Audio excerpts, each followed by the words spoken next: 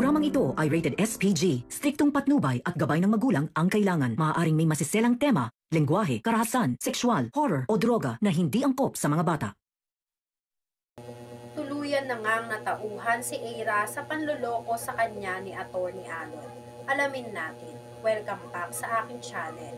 Mga kaganapan sa Lilet Matias. Maghaharap muli si Lilet at Atty. Alon sa korte, kasabay ng kliyente nilang si Aurora at Rebecca. Ang kaso ay ang pagpapamigay ni Aurora sa mga anak ng anak niyang si Rebecca sa iba.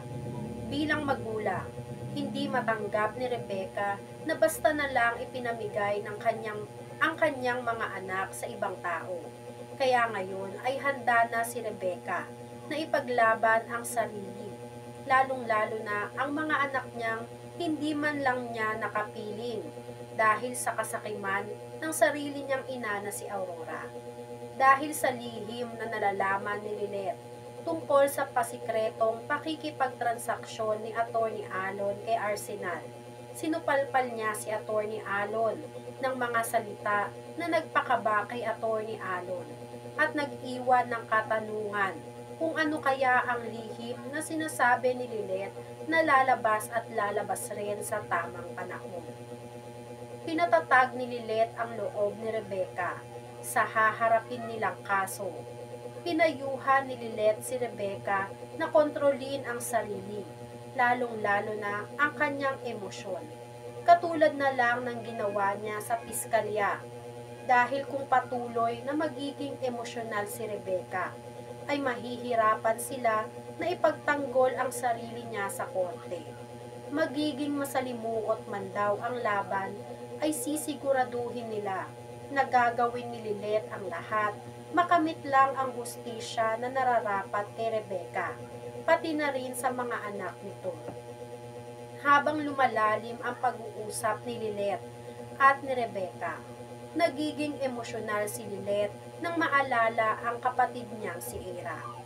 Napakasarap raw sa pakiramdam nang may pamilya na handang dumamay sa iyo. Hindi katulad ng kay Lilet na hindi sila magkasundo ng kapatid niyang si Eira. Ngunit kahit naging ganun nga ang pag-uusap nila, patuloy pa rin ang pagpapalakas ng loob ni Lilet.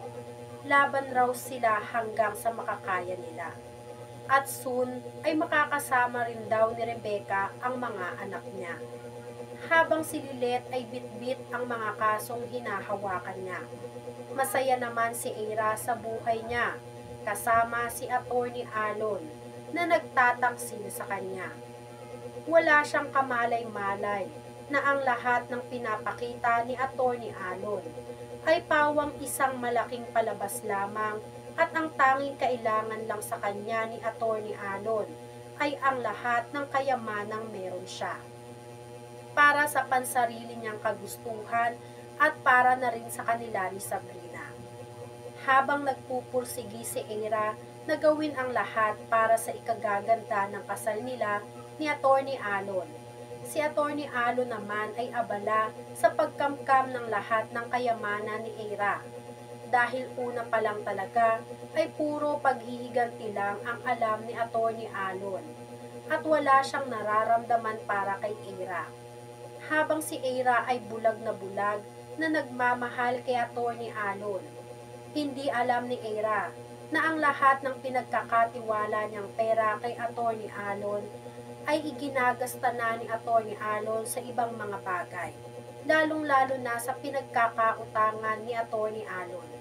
Sa pag-uusap naman ni Trixie at Lilet, napapansin na ni Trixie na mukhang sinasadya talaga ni Atty. Alon na kalabanin si Lilet sa korte. Ngunit sinabi ni Lilet na ang sabi naman sa kanya ni Atty. Alon ay walang personalan.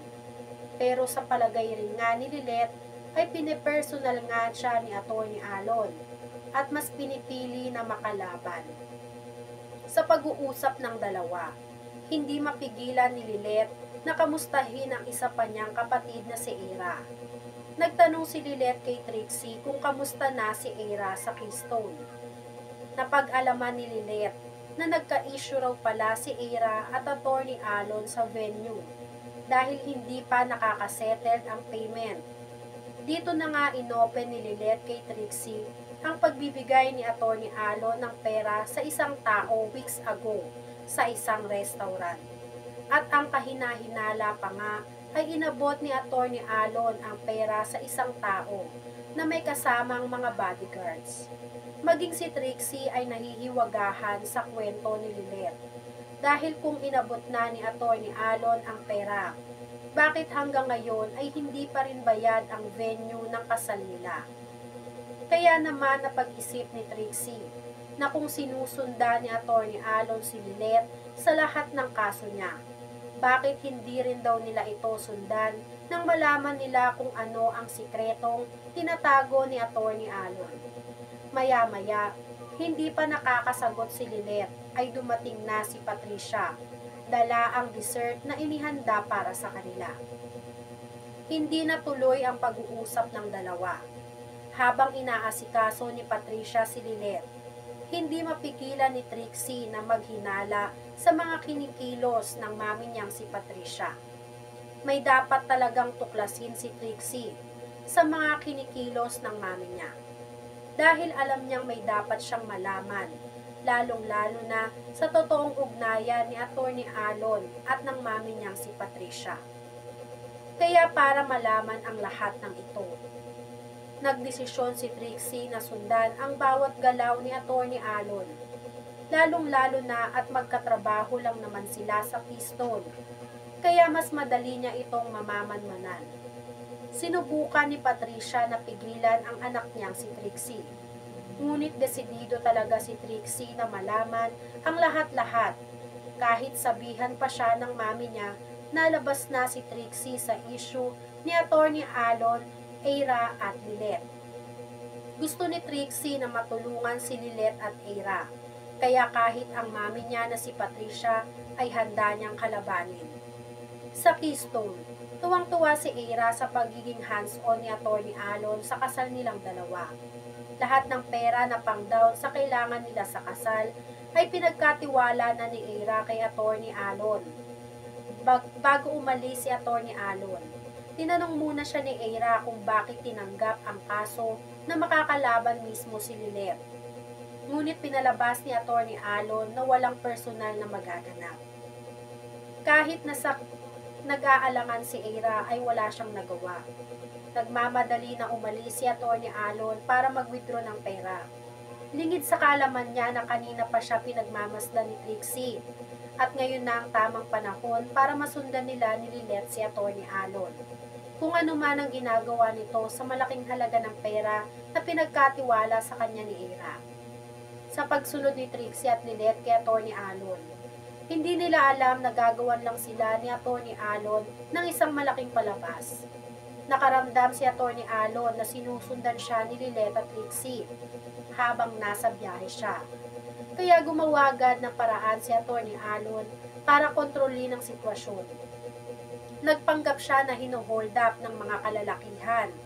Paniwalang-paniwala naman sila Lilet sa nangyari kay Atty. Alon, kaya humingi sila ng tulong. Na-corner rin si Lilet at Trixie ng mga kakuntsaba ni Atty. Alon at nagpanggap na iniligtas sila ni Atty. Alon.